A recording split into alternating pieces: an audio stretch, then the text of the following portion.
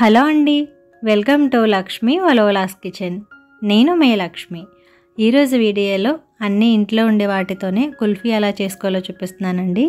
సమ్మర్లో ఇలా కూల్గా ఏమైనా చేసి పెడితే పిల్లలు కూడా చాలా ఇష్టంగా తింటారు అండ్ మనం కూడా చాలా ఈజీగా చేసేయచ్చు అనమాట.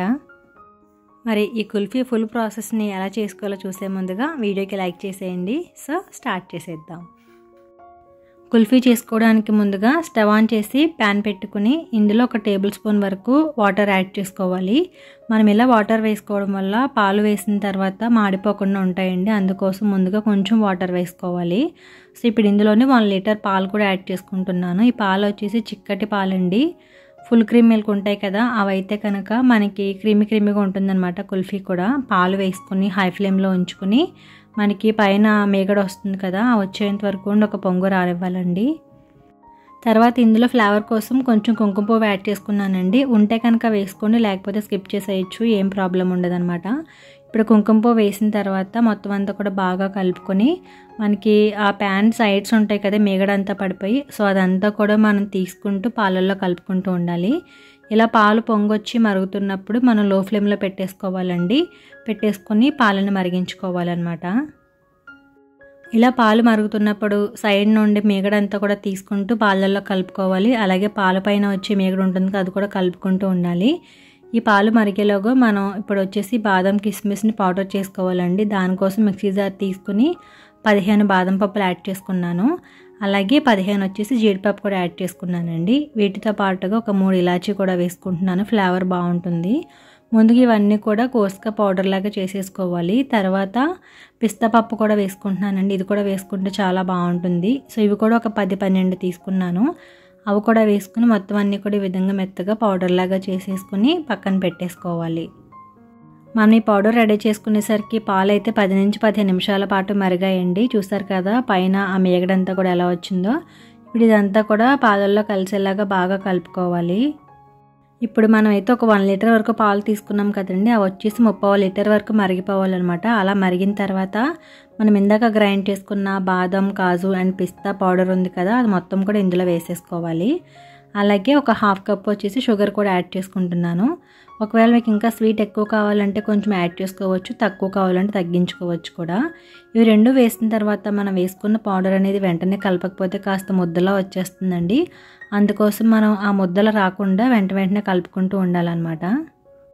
ఇలా అంతా కూడా బాగా కలుపుకున్న తర్వాత మళ్ళీ మీడియం ఫ్లేమ్లోనే ఉంచుకొని పాలని బాగా మరిగించుకోవాలి. ఇంకొక 5 నుంచి 10 నిమిషాల పాటు మరిగించుకుంటే పాలు అనేవి ఇంకా తిక్కుగా వస్తాయండి. చూసారు కదా, మనకి ఇక్కడ చూస్తేనే తెలిసిపోతుంది కన్సిస్టెన్సీ బాగా క్రీమీగా ఉన్నాయి. మీకైతే ఇక్కడ గుంటగరిటతో చూపిస్తానండి, అప్పుడైతే కనుక బాగా తెలుస్తుంది. సో ఇక్కడ గరిట తీసుకుని తీస్తే మనం తీసుకున్న పాలు పలుచగా వేసుకుంటాం కదా, సో మన ఈ పౌడర్ అయ్యి వేసిన తర్వాత బాగా తిక్కుగా ఉంటాయండి. సో ఇలా వచ్చిన తర్వాత స్టవ్ ఆఫ్ చేసేసుకుని ఈ పాలని బాగా చల్లార్చుకోవాలి. ఈ పాలన్నీ కూడా బాగా చల్లారిన తర్వాత మనం కుల్ఫీ చేసుకోవడం కోసం ఇలాంటి కుల్ఫీ మామూలు తీసుకొని ఇందులో వేసుకోవచ్చు. లేకపోతే కనుక మీ దగ్గర ఉండే టీ గ్లాస్ ఉంటాయి కదా, అందులో కూడా వేసుకోవచ్చు అనమాట. ఇలా కుల్ఫీ మామూల్లో వేసుకునేటప్పుడు అయితే మనకి పైన కొంచెం గ్యాప్ ఉంచుకొని మిగతాదంతా నింపేసుకోవాలండి. మనం ఇలా వేసుకుంటే కనుక ఇలాంటి మౌల్డ్స్లో మనం బయటన తింటే ఎలా ఉంటుందో షేప్ అలానే వస్తుందన్నమాట. పిల్లలు కూడా బాగా ఇష్టపడతారు. లేదంటే కనుక ఇంట్లో గ్లాసుల్లో కూడా వేసుకుని చేసేసుకోవచ్చు. సో అన్నీ కూడా ఈ విధంగా ఫిల్ చేసేసిన తర్వాత నాకు ఇంకాస్త ఉండిపోయిందండి ఆ లిక్విడ్ అనేది. నేను నార్మల్ టీ గ్లాస్ ఉంటుంది కదా, అందులో కూడా వేసుకున్నాను అనమాట. మొత్తం మీద మనం తీసుకున్న 1 లీటర్ పాలకి అయితే మనకు వచ్చేసి 7 కుల్ఫీలు వస్తాయండి. సో 7 మెంబర్స్కి ఈజీగా తినచ్చు అనమాట. ఇప్పుడు ఇలా వేసుకున్న తర్వాత పైన మూత పెట్టేసుకుని దాని లోపల ఐస్ క్రీమ్ స్టిక్స్ ఉంటాయి కదా, అవి పెట్టుకున్నానండి. అండ్ మిగతాది గ్లాస్లో వేసుకుని దీనిపైన సిల్వర్ ఫాయిల్తో కవర్ చేసి పైన మళ్ళీ హోల్ పెట్టి ఐస్ క్రీమ్ స్టిక్ పెట్టుకుంటే సరిపోతుంది.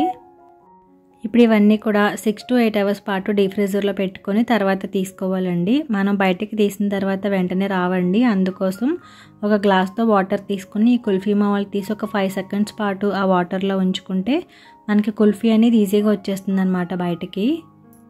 నేను మీకు ఇక్కడ చూపిస్తున్నాను, చూసారు కదా, 5 సెకండ్స్ పాటు వాటర్లో ఉంచి జస్ట్ ఇలా అంటే చాలా ఈజీగా వచ్చేస్తుంది అనమాట. సో ఇలానే మీరు టీ గ్లాస్లో వేసుకునేది కూడా తినే ముందుగా వాటర్లో పెట్టుకుని తీసుకుంటే ఈజీగా వచ్చేస్తుంది. చూసారు కదండి, ఇంట్లోనే ఈజీగా తక్కువ ఇంగ్రీడియంట్స్తో కుల్ఫీ ఎలా ప్రిపేర్ చేసుకోవాలనేది ఒకసారి మీరు కూడా ఈ విధంగా ట్రై చేసి మీ పిల్లలకి టేస్ట్ చేయించండి. అండ్ ఈ వీడియో కనుక మీకు నచ్చితే వీడియోకి లైక్ చేసి మీ ఫ్రెండ్స్ కూడా షేర్ చేయండి. ఫస్ట్ టైం నా ఛానల్ చూస్తున్న వారు తప్పకుండా సబ్స్క్రైబ్ చేసి నాకు సపోర్ట్ చేయండి. Thank you for watching.